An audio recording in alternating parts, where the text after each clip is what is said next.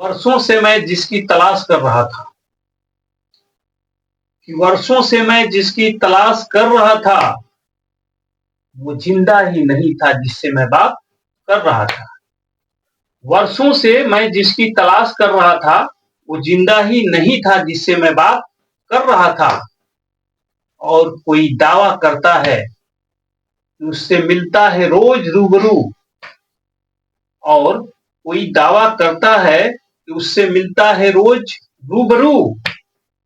पता चला वो हकीकत में नहीं ख्वाबों में मुलाकात कर रहा था। नमस्कार, आदाब, सत श्री अकाल। मैं हूं समीर आयोग और आप देख रहे हैं रियल स्टोरी। आज की जो सच्ची घटना मैं बताने जा रहा हूं, ये घटना है बंगलुरु की। 31 जुलाई 2019 को सुबह 5 बजे एक व्यक्ति जो बंगलुरु का इंटरनेशनल एयरपोर्ट है उसी रोड पे एक महिला की लाश पड़ी हुई थी। वो व्यक्ति जब देखता है तो उस लाश को देखकर डर जाता है, क्योंकि उस महिला का जो चेहरा था वो ईंट से कुचला हुआ था। वहां चारों तरफ ईंट पड़े हुए थे और उसमें ब्लड लगा हुआ था, यानी उस ईंट से इसके चेहरे को कूचा गया था। उसके जिस्म पर 20-22 ऐसे निशान थे गहरे, जो किसी धारदार हथियार से वार किए गए थे। वो महिला देखने में बहुत ही अमीर घर की लग रही थी, क्योंकि उसके हाथ में टाइटन की ब्रांडेड घड़ी, branded jeans, branded T shirt और इस तरीके से जो उसका शरीर पे जो अंग पे कपड़े पड़े हुए थे वो काफी महंगे थे। देखकर यह अंदाजा लगाया जा रहा था कि लड़की किसी बड़े घर की लड़की है, अमीर घर की लड़की।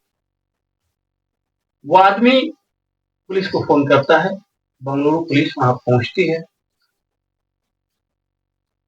लाश को पुलिस पोस्टमार्टम के लिए भेजती है, इसलिए कि उसका कोई शिनाख्त नहीं हो पाया था। उसकी अभी तक कोई पड़ताल नहीं हो पाई थी कि उसमें आखिर वो लाश किसकी है, वो मरने वाला कौन है। इस बात को लेकर के टीम बनाई जाती है और टीम में जो आर रामू जो होते हैं, रामू मूर्ति, टी रामू मूर्ति इसके हेड होते हैं और इनके अंदर 40 पुलिसकर्मियों की एक टीम बनाई जाती है और इसको मूर्ति साहब लीड करते हैं।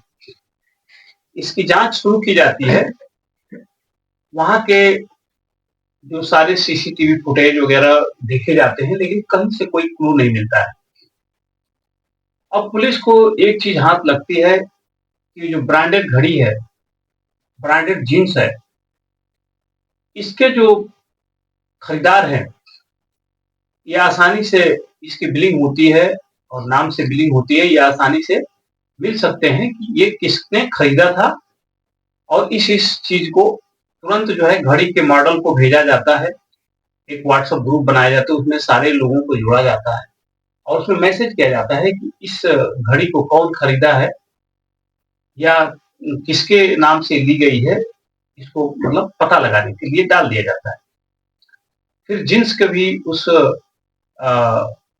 ब्रांडेड जीन्स का जो था उसको डाला जाता है। उसको भी पुलिस पूछती है कि ये किसने खरीदा है, किस नाम से, जबकि उसमें यश नाम उसके जो लड़की थी उसके बदन पे एक यश करके एक टैटू बना हुआ था। तो इनको पुलिस को लगता है कि शायद इसका नाम जो होगा यश से होगा, इसलिए पुलिस ये भी सर्च करती है व्हाट्सएप ग्रुप में डालकर कि यश नाम के किसी व्यक्ति ने अगर ये जीन्स खरीदा हो या किसी लड़की ने खरीदा हो तो उसका नाम पता चाहिए, ऐसा रिपोर्टिंग में डाला जाता है। लेकिन उससे भी कुछ पता नहीं चल पाता। उससे कुछ पता ना, जब पुलिस बहुत परेशान है, जो मूर्ति साहब हैं वो बहुत इस बात को लेकर के उत्सुक है कि आखिर में ये लाश किसकी है, अभी तक ये शिनाख्त नहीं हो पाई। मोर्चरी में लाश रखी हुई है, 10-12 दिन धीरे धीरे बीतने लगते हैं। कलकत्ता से मूर्ति साहब के नंबर पे फोन आता है लेकिन वो किसी का फ़ोन नहीं उठाते हैं, इतने डिस्टर्ब हैं इस केस को लेकर के, इस केस को सुलझाने के लिए, क्योंकि उन पे काफ़ी ज़िम्मेदारियाँ थी, तो वो बड़े परेशान होते हैं और किसी का फ़ोन उठाते नहीं। 4-5 दिन वो कलकत्ता पुलिस फ़ोन करती रहती है। एक दिन जो है बड़ा गुस्सा आता है और फ़ोन उठाते हैं, चिल्ला कर के बोलते हैं। तो सामने जो कलकत्ता पुलिस थी वो बताती है कि हमने एक चोर को गिरफ्तार किया है, जो आपके बंगलुरु का रहने वाला है। हम लोग चाहते हैं आपको हैंड ओवर करना चाहते हैं। उसके पास से 50 लाख रुपए की सोने बरामद हुआ है और कुछ पैसे भी मिले हैं। तो ऐसे बात करते-करते जो रामू मूर्ति होते हैं, वो कहते हैं कि देखिए बुरा मत मानिएगा, दरअसल मैं एक केस को सुलझा रहा हूँ और अभी तक जो है उस केस की उस लाश की शिनाख्त नहीं हो पा रही है। हम लोग उसको लेकर के बहुत परेशान हैं और उसी की तलाश में हम लोग पड़े हुए हैं और लाश हमको मिली है एयरपोर्ट के पास। तो वो सामने वाला जो कलकत्ता पुलिस का अधिकारी था, वो कहता है कि सर रुकिए, मेरे पास एक महिला की गुमशुदगी की रिपोर्ट आई है और उसे संदीप डे नाम के एक व्यक्ति ने लिखवाई है। उसका कहना है कि उसकी पत्नी कहीं मिस हो गई है 10-15 दिन से और वो कहीं उधर ही गई थी। तो जो ये रामू मूर्ति होते हैं, ये तुरंत कहते हैं कि ठीक है उससे बात करो, मैं तुम्हारे व्हाट्सएप पे उस लड़की का फोटो भेज रहा हूँ, उसको दिखाओ कि वो उसकी पत्नी तो नहीं है। ऐसा ही होता है, फोटो भेजा जाता है और जो संदीप डे होता है उसको देख करके पहचान जाता है, क्योंकि चेहरा तो दिखने लायक नहीं था लेकिन उसकी पर्सनालिटी और जो कपड़े वगैरह उसने डाले थे, टैटू वगैरह सारे, वो समझ जाता है कि ये मेरी पत्नी है। वो बताता है कि उसका नाम है पूजा डे। पूजा डे उसकी पत्नी है और वो जो लाश है उसी की है। ऐसा सुनने के बाद जो रामू मूर्ति होते हैं वही तुरंत जो है वो उसको बुलवाते हैं, कहते हैं कि तुम संदीप डे को यहाँ भेजो बंगलुरु, हम उससे कुछ पूछताछ करना चाहते हैं। पूछताछ उससे होती है, उसी बीच एक फोन आता है दिल्ली से, अली नाम के लड़के का। अली बात करता है कि सर आप लोगों ने जो व्हाट्सएप ग्रुप में डाला हुआ है टाइटन की घड़ी का मॉडल, वो चूंकि मैंने खरीदा था अपनी गर्लफ्रेंड के लिए। तो रामू मूर्ति पूछते हैं कि तुम्हारी गर्लफ्रेंड का नाम क्या है? तो वही नाम बताता है पूजा डे। तो पूजा डे जब नाम बताता है तो ये कहते हैं कि तुमको भी उसको भी दिल्ली से पुलिस बुलाती है पूछताछ करने के लिए। इधर जो संदीप डे होता है इसके परिवार से भी पूछताछ होती है। इसको पूछताछ करने के बाद फिर जो पूजा सिंह डे होती है इसके माँ बाप को बुलाया जाता है, इससे भी पूछताछ होती है। तो चूंकि उसके माँ बाप बताते हैं कि संदीप से शादी तो हो गई थी पूजा की, लेकिन ये दोनों खुश नहीं रहते थे, आपस में झगड़ा लड़ाई हुआ करता था। पुलिस को इस बात पे शक होता है कि कहीं इसने ये जो अली है उसका बॉयफ्रेंड भी है और कहीं इस बात से नाराज होकर इसके अंदर झगड़ा लड़ाई होता भी था, तो कहीं संदीप ने ही तो अपनी पत्नी का खून नहीं कर दिया। इसलिए पुलिस को उसके ऊपर डाउट होता रहता है, उसके ऊपर नजर रखती है। लेकिन पुलिस अली पर इसलिए शक नहीं करती क्योंकि अली अपने आप पुलिस को फोन किया था व्हाट्सएप ग्रुप में देखने के बाद, वो टाइटन का जो मर्डर होता है, अगर वो मर्डर किया होता तो शायद वो पुलिस को संपर्क नहीं करता, वो बच के रहता। इसलिए अली पर शक नहीं होता है, शक होता है संदीप डे। लेकिन संदीप डे का जो सीडीआर वगैरह निकलवाया जाता है, उसे किस तरह की ऐसी बात या उसकी मोबाइल का लोकेशन उस जगह पे नहीं पाया जाता है, तो शायद उस पर भी शक हट जाता है और पुलिस ये जो दोनों आधार मिले थे ये भी खत्म हो जाता है। अब पुलिस को ये पता नहीं चल पाता कि आखिर में ये क्या है।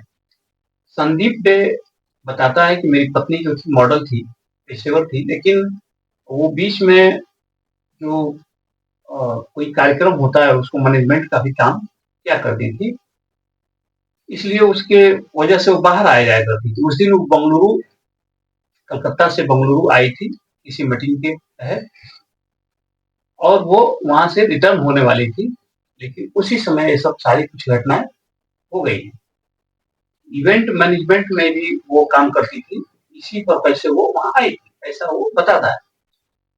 फिर पुलिस के दिमाग में बात आती है, जो रामू मूर्ति होते हैं, कि जिस गाड़ी से गई है उस चीज को सर्च किया जाता है, तो ये जो गाड़ी वाला होता है जो दोपहर में इसको छोड़ा था, उसका नंबर मिलता है, जो इस मैसेज से बात किया जाता है, उसको बुलाया जाता है, उसका नाम होता है नागेश। नागेश पूछने पे वो बताता है कि दरअसल मैं दोपहर में उनको छोड़ा था और छोड़ करके मैं चला गया था, उसके बाद क्या हुआ मुझे कुछ पता नहीं।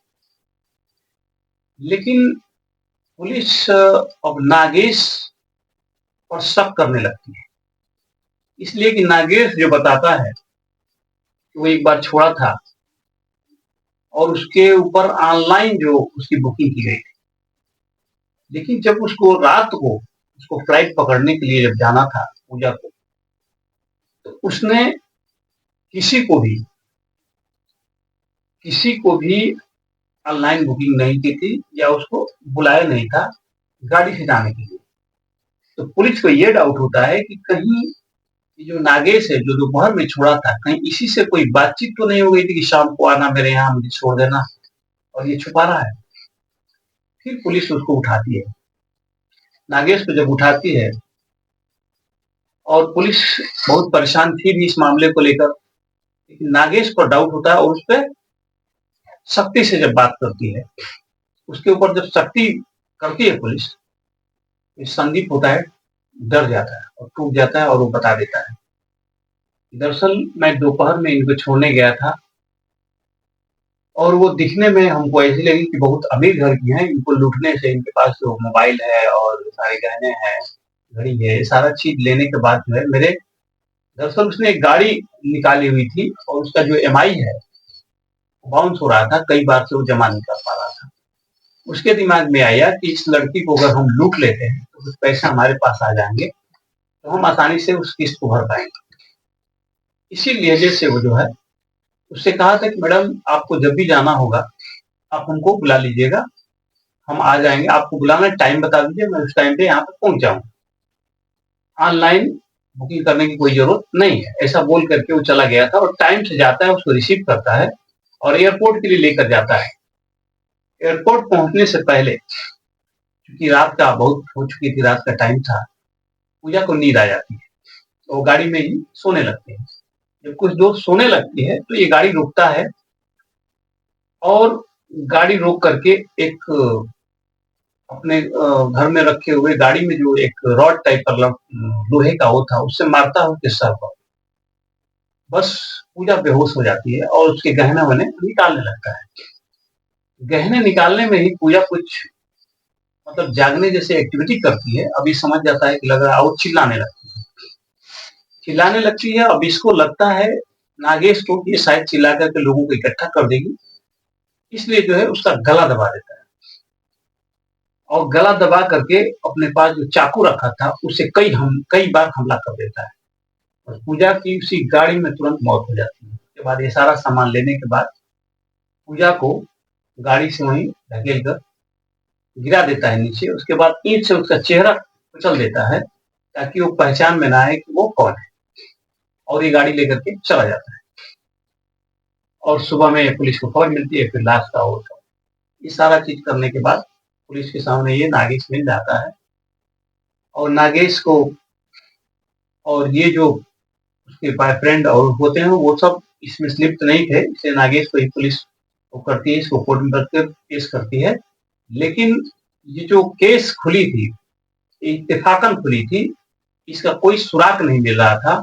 सिर्फ अगर कोई चोर नहीं पकड़ा गया होता कलकत्ता में, बंगलुरु का, तो शायद वो लोग फोन नहीं करते और इनसे बात नहीं होती और इस मामले की कोई गुमशुदगी की बात नहीं होती, फिर रामू मूर्ति जो है इस केस को सॉल्व नहीं कर पाते। इत्तेफाक से ये सारी चीजें हो गई और धीरे धीरे करके इस मामले का हल हो गया। नागेश जेल के सलाखों के पीछे था और 2021 में उस मतलब उसके अंदर कोई पॉइजन का हो गया था और वो डेथ कर गया, मतलब उसको सजा नहीं मिली, वो जेल में ही मर गया ऐसे ही। दोस्तों, आप हमारे वीडियो को अगर अच्छा लगे तो लाइक करिएगा और कमेंट करिएगा। हमारे चैनल को सब्सक्राइब करिए ताकि इस तरह की घटनाएँ आप लोगों के बीच ला सकें। सत्य में जयते। धन्यवाद।